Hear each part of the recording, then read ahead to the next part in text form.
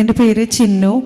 ഞങ്ങൾ ചിറ്റാട്ടുകര ഇടവകയിൽ നിന്നാണ് വരുന്നത്. ഞങ്ങൾക്ക് മൂത്തൊരു മകനുണ്ട്, 5 വയസ്സായ കുട്ടിയാണ്. അപ്പോൾ ഞങ്ങൾക്ക് അടുത്തൊരു കുഞ്ഞിന് വേണ്ടി ഞങ്ങളിങ്ങനെ പ്രാർത്ഥിക്കുന്നുണ്ടായിരുന്നു നന്നായിട്ട്. പക്ഷേ ഞങ്ങൾക്ക് ലഭിക്കുന്നുണ്ടായിരുന്നില്ല.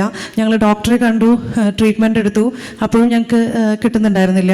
എൻ്റെ ഹസ്ബൻഡ് ഒരു ഷിപ്പിലാണ്.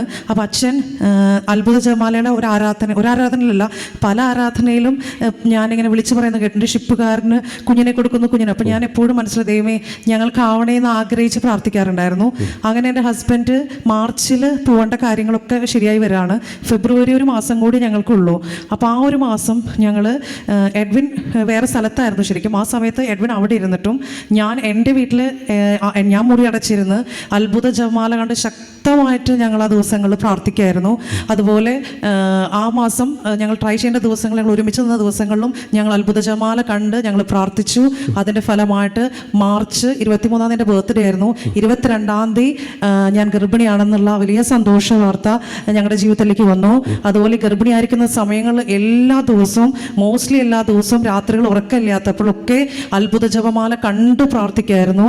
അങ്ങനെ നവംബർ 11 2025 ആരോഗ്യമുള്ള ഒരു ആൺകുഞ്ഞിനെ തന്ന് ഞങ്ങളുടെ ജീവിതത്തെ ദൈവം അനുഗ്രഹിച്ചു.